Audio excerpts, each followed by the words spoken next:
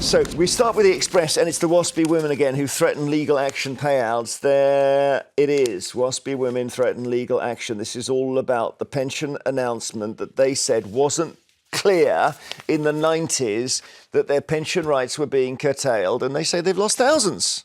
Yeah, I have a pretty controversial opinion on this, to be honest. There are over 300,000 pensioners who are millionaires in the UK today, whilst young people are trapped out of the housing market. Most of the pensioners or people affected were aware about the changes that were coming in terms of when they could retire. And frankly, the issue here is not whether or not they should have compensation. For me, it's that Labour made a promise they can't keep. A £10.5 billion promise to compensate Waspi women, which I think is wrong. Oh, before the election they said before that? The election. Yeah. And now they realise that was a really silly thing to do. Well, what do you think, Marine? It was, I mean, weirdly, I have a little personal take on this. In the 90s, I was a very, very junior correspondent at Westminster. So I had to report everything.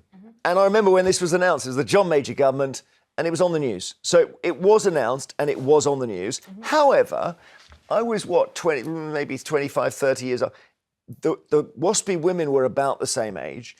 And to be honest, you don't necessarily pay attention when someone uses the word pension on the news and you're 30 years old. No, so this is my understanding. Were they contacted directly?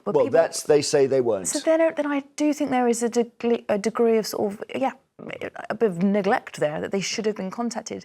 That said, I find it hard to have too much sympathy for this particular demographic. Look, there are always going to be women within that group who absolutely, it's going to impact them and they're going to really feel that loss.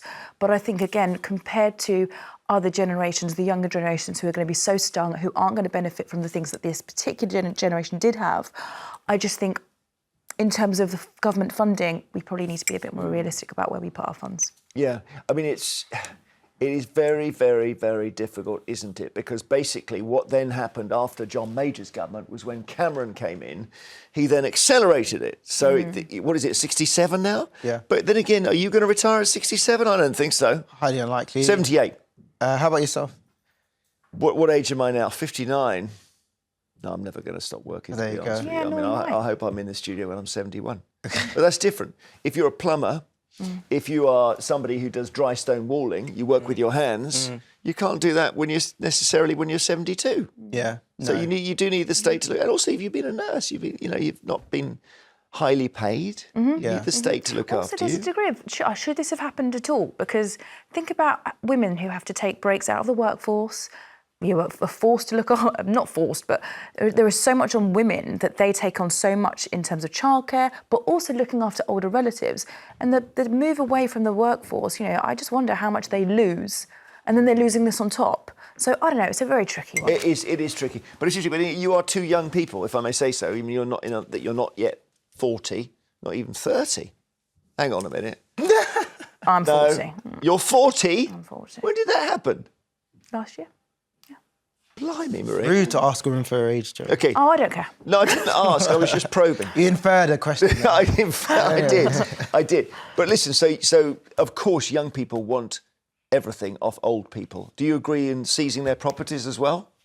I don't agree in seizing properties. I just think You sound like you're thinking about it. I really do despair for the younger generations. I'm like right in the middle.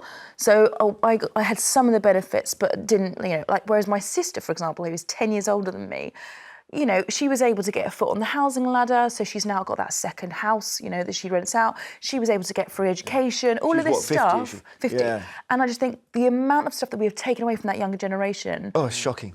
Could never afford a house. Never. No. Have you got a house? Yeah, I do. Have you done that? Yeah. I got very lucky, not my parents, just through the businesses I was able to... Right, well, that's not luck, excuse me. Well, I suppose... Fortunate in the sense that I took a slightly different route when I left university, but it's very difficult. The average deposit for a home now is £53,000. Yeah, amazing. A lot of money. Marina, in the Times,